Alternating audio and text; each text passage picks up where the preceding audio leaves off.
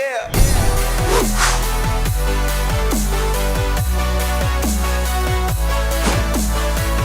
Now this is more like it. We finally have our updated rankings without the teams from the Big Ten and the Pac-12. And there is a lot to cover. So welcome back to the Gridiron Expert, bringing you our analysis on the Week 3 AP Top 25 poll, a rankings analysis that we will be doing every week from now until the end of the season. So today, let's take a look at the rankings going into Week 3, guys. And when you look at it first glance, it's very surprising. There's a lot to talk about. There's a lot to cover. And there are certainly a lot of discrepancies, not just among myself, but I'm sure among you, the fans, as well.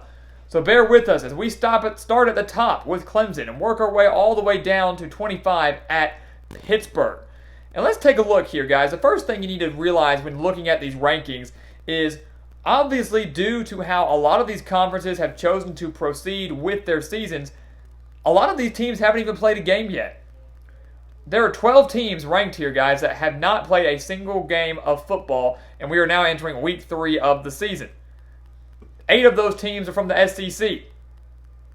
8 of those 12 teams that are 0-0 on this board right now are from the SEC. Of course, the SEC not kicking off their season until next week, September 26th. A couple American Athletic teams on the board that have not played a game yet either.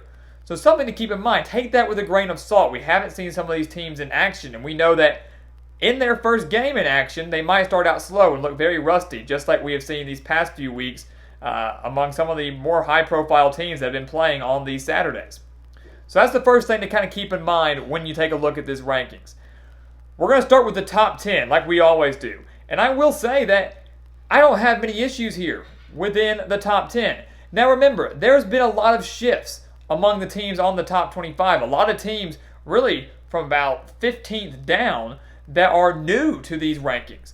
Because remember, when the first AP poll came out a few weeks ago, they included the teams from the Big Ten and the Pac-12. I don't know why, made no sense, was pointless, but they did it. So we knew there were going to be a lot of newcomers when they finally decided to remove those teams and make an updated poll, and that's what we have right now. So I look at the top 10. I don't have too many discrepancies. Clemson at number 1, understandable, well-deserved. Alabama at 2, well-deserved. They put Oklahoma now over Georgia. The Sooners coming in at number 3 over the Bulldogs. Now, that to me is only because Oklahoma has played a game while Georgia has not. While Oklahoma's game was against Missouri State, a team they shut out and annihilated, it was still an opportunity to see the Sooners in action. And they looked pretty dang good despite so many losses and a brand new quarterback in Spencer Rattler. So those are your top 4. Following Georgia, you have Florida and LSU. 3 straight SEC teams, 5, 6, and 7. 4, 5, and 6, excuse me. Also keep in mind, 60% of the top 10 is out of the SEC. 6 of the 10 teams in the top 10 come out of the Southeastern Conference. There's a reason, guys, they are the best conference in the nation right now. After LSU, you move down to Notre Dame, coming in at number 7.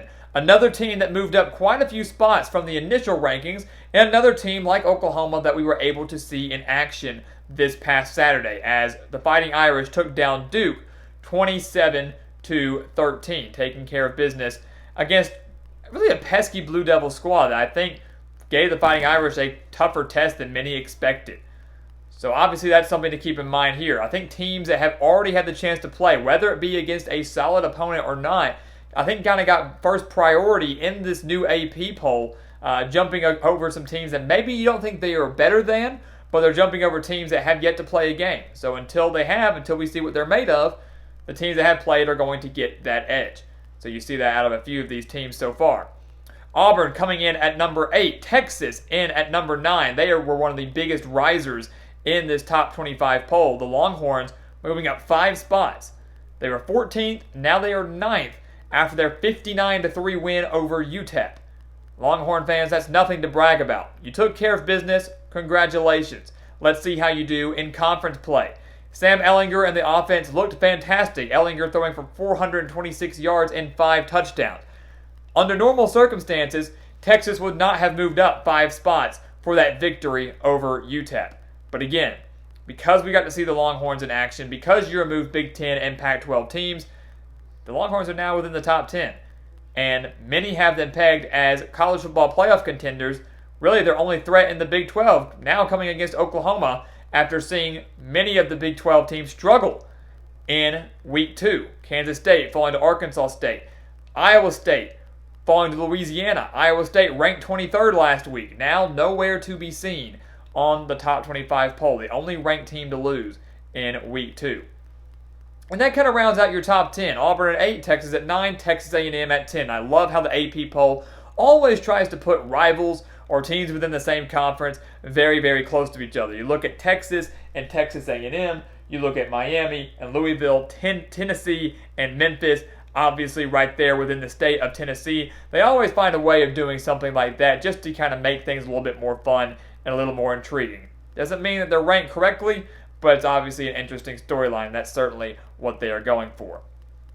We move into the second column now. You're now outside of the top 10. Oklahoma State at 11. Perfectly fine with that. We know the Cowboys are legitimate threats within the Big 12.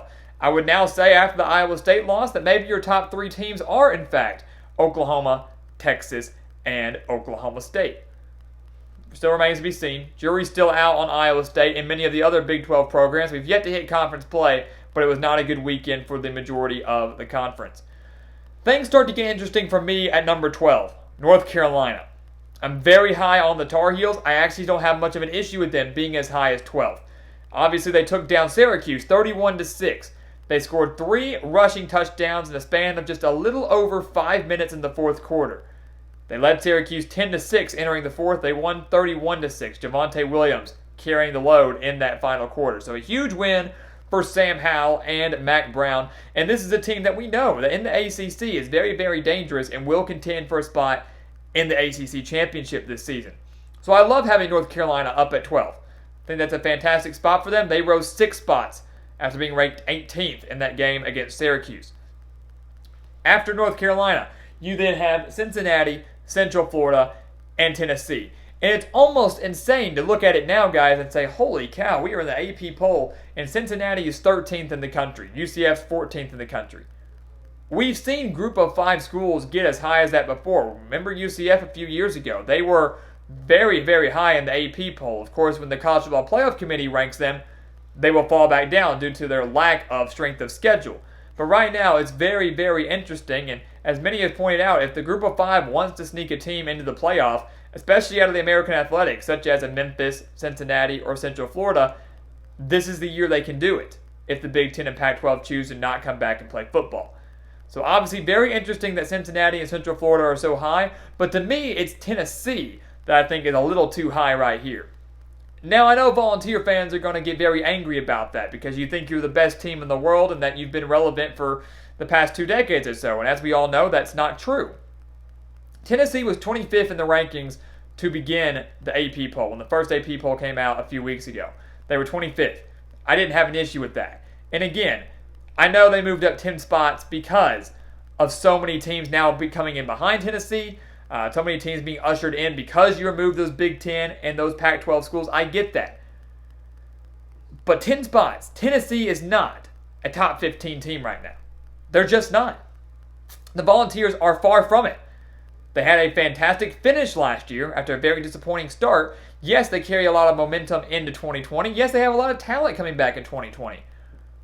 But they are not a top 15 team.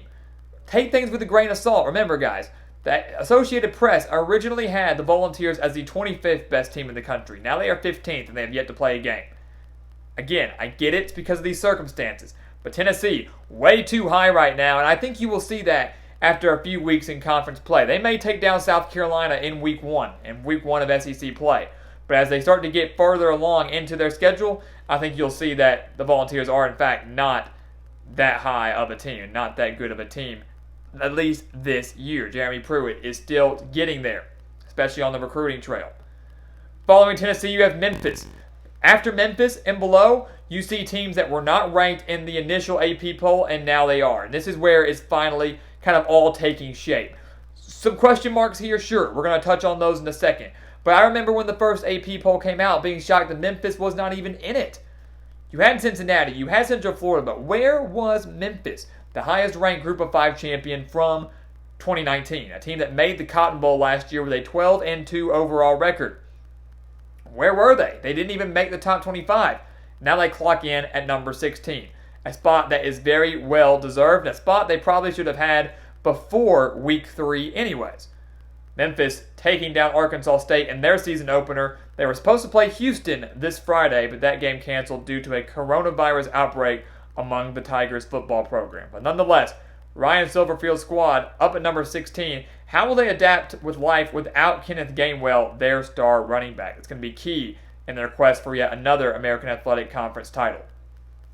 After that, two very interesting ACC teams, guys. You got Miami and you've got Louisville. Fun fact, these two teams play Saturday night for our first ranked versus ranked matchup of 2020. How great is that? How great is that? We're going to get to see the Hurricanes take on the Cardinals on Saturday night. Number 17 versus number 18. It's the best game of the week by far, and it's going to be a fun one. Now, we're not here to break down that game. That's going to come later in the week. We're here to break down these rankings. And honestly, I think I'd put Louisville a little bit higher than the Hurricanes right now. I look at Miami here. You know, it was a great win over UAB. Put up over 300 rushing yards. I was very impressed by that rushing performance from Miami. I love that they have a new offensive coordinator, Rhett Lashley. I love that they've got De'Aaron King in at quarterback. But outside of a few great runs from De'Aaron King, I was not very impressed by the Houston transfer. Had a lot of missed throws. Was very inaccurate. Never really looked entirely comfortable in the pocket. Was able to escape it quite a bit. Really did more damage with his legs than he did through the air. Yes, he has 16 straight games with a passing touchdown and a rushing touchdown. Maybe that streak continues against Louisville. But right now, I would maybe flip-flop those two. Put Louisville above Miami. And maybe put a few other teams above Miami as well until they can really prove they deserve a top 20 ranking. I just don't really buy it right now. If they beat Louisville on Saturday, I will certainly be changing my tune. Louisiana coming in at number 19.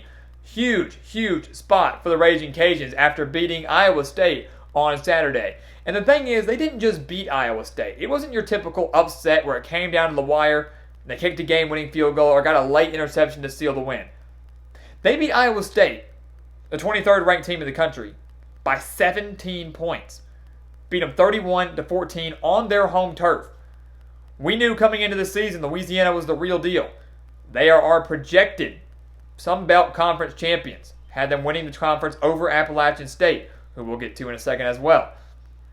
But that quarterback duo, Levi Lewis, Elijah Mitchell, Trey Regis, and a very, very strong defense, they're going to be tough to stop. They were an 11-win team last year. They have a chance to match that, or maybe even do better than that record this year. And that Iowa State win just about summed up about how good this Louisiana team is and how everybody else in the Sun Belt needs to be fearing the Raging Cajuns. So a very good ranking for Louisiana right here, number 19. I don't think that's too high. I do think they deserve to be above Appalachian State. I do think they deserve to be above BYU, Virginia Tech right now. Because I don't know if some of those teams that they're ahead of right now could have gone on the road and defeated Iowa State the way the Raging Cajuns did. After Louisiana, Virginia Tech, another team that is yet to play, another team that's still going to be gameless after this weekend. They were supposed to play Virginia on Saturday night. That game, of course, postponed due to the coronavirus. We're going to see more and more of those cancellations and postponements, guys, as more and more teams start to play football and as more and more teams start to break out. As more and more games are played, people are going to get sick. People are going to get infected. A couple of those will not will not make for a postponement, but a lot of them will. So we have to be prepared for that and be prepared to go with the flow. We don't know when these games are going to be played. You might not know. You have a game scheduled, they're going to be moved, might get postponed, might get canceled, might not ever be played at all. We have to be prepared to go with whatever's thrown at us and just move on. So Virginia and Virginia Tech certainly have to deal with that this week. Very unfortunate, but the Hokies, very, very experienced team, one of the most experienced teams within the ACC this season. And I do believe they are in store for a very special year under Justin Fuente if they can get their full season, if they can finally get out there on the field. After Virginia Tech, you round out our top 25. We start up here with BYU and Army. Another matchup that was supposed to be played this Saturday and would have been very intriguing, especially after BYU's dominant performance against Navy. They beat the Midshipmen 55-3. 55-3 in Annapolis, and we know the Army runs the exact same triple option as Navy. So, was Navy just really, really bad, or was BYU just really, really good? We would have had a chance to see that Saturday, but like Virginia, Virginia Tech, like Memphis and Houston, that game between the Cougars and the Black Knights has been postponed. So another ranked versus ranked matchup that we will no longer be able to see. Hopefully that game will be made up and we'll be able to talk more about it at a future date. But right now, BYU ahead of Army. I like it. It's fair. It's where the Cougars deserve to be. Same for the Black Knights, who have dominated their past two games, shutting out Middle Tennessee State and beating Louisiana Monroe by 30. Right now, those two opponents have not had an answer for that triple option. Will BYU, or an Army's next opponent, be the one to finally figure it out? Rounding out the top 25, Appalachian State tied at number 23 with Kentucky. Again, I hate ties in the rankings. I know they have a point system. I know they have a voting system.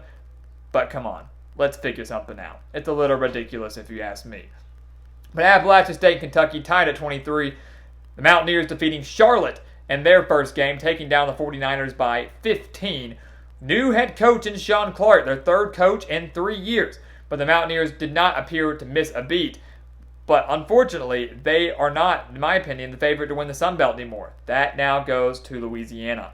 Kentucky, a sneaky good team in the SEC this year. Very high expectations. Terry Wilson back at quarterback, and always stingy defense under Mark Stoops. The Wildcats, going to be very dangerous. And Auburn, up here at number 8, needs to watch out next week when Kentucky travels to the Plains for a top 25 matchup between the Wildcats and the Tigers. So I like Kentucky in there at number 23. I didn't have them ranked in my initial top 25, but I do believe they would have gotten in there at some point this season. So why not start them off there? They're going to be in there eventually, so let's go ahead and put them there now. And then finally, Pittsburgh rounding out the top 25, finishing out the top 25. The Panthers shutting out a fairly solid Austin Peay team in week 1, putting up a lot of points. We know this Panthers team has a stingy defense, one of the best defenses in the ACC, maybe one of the best defenses in the entire country. The biggest thing is the offense. How well does Kenny Pickett play? Does he build chemistry with his wide receivers? They lose a few big ones from last season. I do think he's able to do that. I believe he's able to take a step forward. Pittsburgh's that sneaky good team, that sleeper pick in the ACC that could challenge for a top 4 finish within the conference in 2020. So there you have it, guys. Your top 25 schedule, or top 25 rankings going into week 3 of this college football season. Again, the first real set of rankings that we have without teams from the Big Ten and the Pac-12. That's a big deal, because now we know what to base things off of. Now we can start to see ranked versus ranked matchups. Now we know week in and week out, we're going to have a new set of rankings coming out on Sunday afternoon. That's something to get excited about.